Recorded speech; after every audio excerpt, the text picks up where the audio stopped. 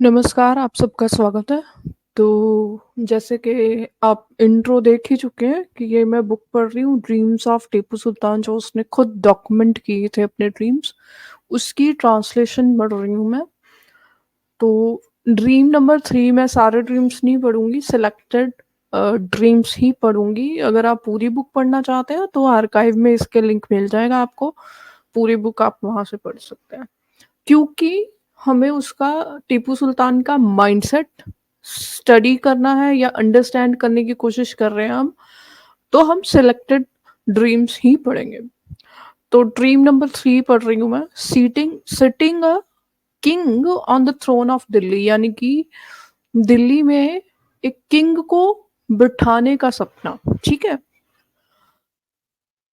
ओ म्यूनिफिशेंट God, यानी कि यहाँ पे जो जिसने ट्रांसलेट किया उन्होंने अल्लाह को गॉड में ट्रांसलेट कर दिया, तो यानी कि वो बेसिकली उनके हिसाब से जो गॉड है वो अल्लाह ही होगा। तो यानी कि टीपू सुल्तान बहुत ही एक रिलीजियस पर्सन था, ये हमें अंडरस्टैंडिंग आ गई।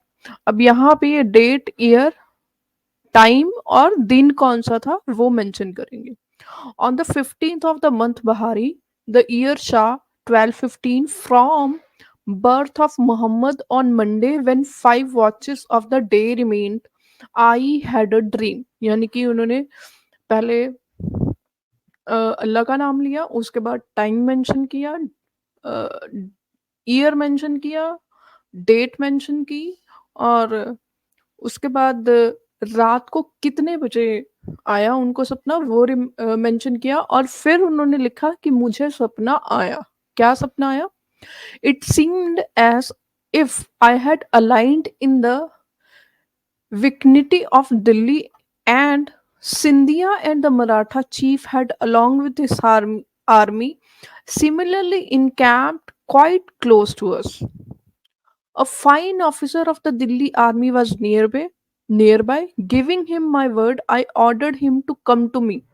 यानी कि दूसरी साइड पे वो कह रहे हैं कि मराठा और सिंधिया थे जो ओपोनेंट साइड थी, और मेरी अपनी साइड पे वो कह रहे हैं कि दिल्ली में जो पावर थी वो और हम मैं थे। Giving him my word, I ordered him to come to me. The above mentioned officer and Qutubuddin sat in front of me and a rosary lay before them। यानी कि कुतुबुद्दीन, उसके बाद ये व्यक्ति जो ऑफिसर था, वो, मैं, हम तीनों वहाँ पे बैठे। हम तीनों ने हम तीनों के आगे कुछ खाने-पीने की अच्छी-अच्छी चीज़ें पड़ी थी। I asked the officer mentioned above to take an oath on the rosary which symbolizes God's word, after which I promised I would tell him something. यानी कि मैंने उससे कहा कि तुम जो है ये रोज़री खाओ, और उसके बाद मैं तुम्हें कसम दे मतलब मैं तुम्हें गॉड्स वर्ड देता हूँ कि मैं तुम्हें कुछ बताऊँगा। The officer thereupon took an oath on the rosary. Then I said to him, "You, along with your men and Qutbuddin Khan, along with the men of our own army, should both encamp in front of the unbelievers, and if God wills, I shall be going to Delhi to make arrangements for its administration and seat a king on the throne"। अब यहाँ पे clearly वो unbelievers किसको कहा कहा जा रहा है, ये आपको अंडरस्टैंडिंग है? यानी कि जो काफिर है वो किसको कहा जा रहा है? वो ऑब्वियसली जिनका कंट्रोल उस समय मराठा एम्पायर था, मराठाओं को कहा जा रहा है। ओके। तो वो कह रहे हैं कि मैं तुम्हें ये सपने में मैंने उस व्यक्ति को जो है वो कहा कि मैं तुम्हें ओथ देता हूँ, या मैं ओथ लेता हूँ कि मैं उनको हराऊंगा काफिरों को, और दिल्ली के तख्त पर जो है एक अपना एडमिनिस्ट्रेटर बिठाऊंगा। यानी कि ये जो एक जो जो मैं उसकी खुद की वर्डिंग्स पढ़ रही हूँ, उससे ये मैं अंदाजा लगा रही हूँ कि उसको जो टीपू सुल्तान था, उसकी एक विल थी कि वो किसी न किसी तरीके से जो है वो कंट्रोल करे, दिल्ली के ऊपर जो है वो कंट्रोल करे। ये उसके मन में अभी भी था। तो ये जो लोग फ्रीडम फाइटर एक कहा जाता है, वो भी आपके सामने समझ आ ही गया होगा आपको कि कितना ही बड़ा कोई फ्रीडम फाइटर था। आगे लिखते हैं, seat a king on the throne since this will give strength to Islam. Again, ये बहुत इंपॉर्टेंट है, this will give strength to Islam. तो बहुत सारे लोग बोलते हैं ना कि नहीं, रिलीजन का कोई फैक्ट नहीं था, वो जो बहुत सेकुलर था, ये जो एक नैरेटिव फैलाया जा रहा है। तो अगर हम खुद टीपू सुल्तान की वर्डिंग को भी पढ़ें तो उससे हमें ये दिख रहा है कि वो इस्लामिक फनेटिक था। वो खुद कह रहा है कि इससे इस्लाम को स्ट्रेंथ मिलेगी। अब इस्लाम को स्ट्रेंथ मिलने का मतलब क्या है कि जो बाकी लोग हैं वो जिम्मी हो गए, जो बाकी के लोग होंगे उनको जजिया देना पड़ेगा। जैसे हिंदू, सिख, क्रिश्चियन जो भी थे भारत में, उनको जजिया देना पड़ेगा। दिल्ली पे अगर वो बैठ जाता है, अपना एडमिनिस्ट्रेटर बिठा देता है,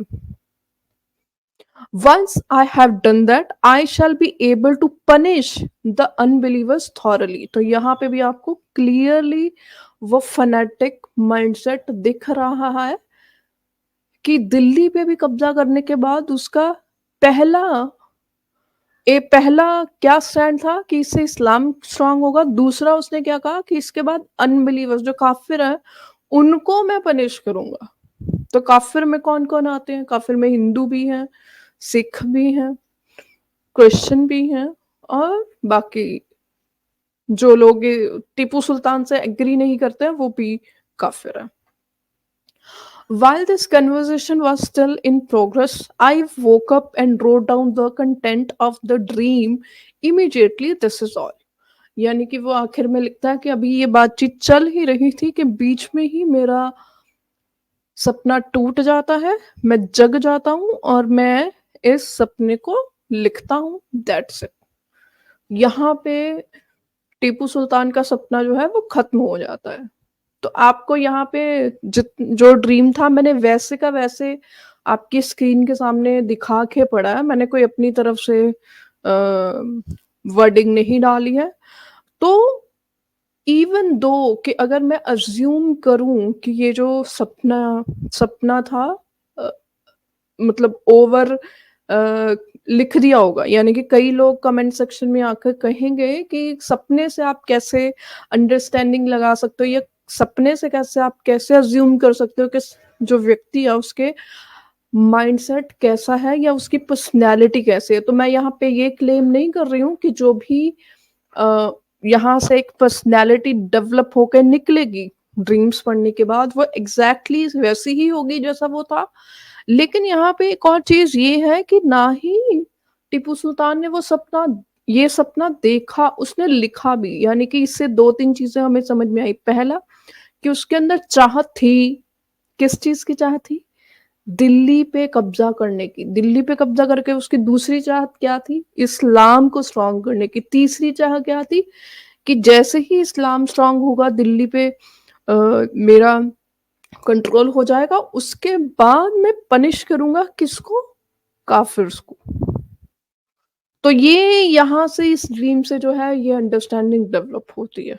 तो आई होप कि आप लोगों को ये समझ में आया हो, जो मैंने आपको समझाने की कोशिश की। अगर आपको लगता है कि जो आपने स्क्रीन पे पढ़ा है इससे आपकी कोई अपनी अंडरस्टैंडिंग डेवलप होती है, आपको लगता है कि नहीं नहीं, ये जो आपने इंटरप्रिटेशन की है इस ड्रीम की, ये ऐसे नहीं, ऐसे होनी चाहिए इंटरप्रिटेशन, तो आप कमेंट सेक्शन में जो है अपनी इंटरप्रिटेशन भी लिख सकते हैं।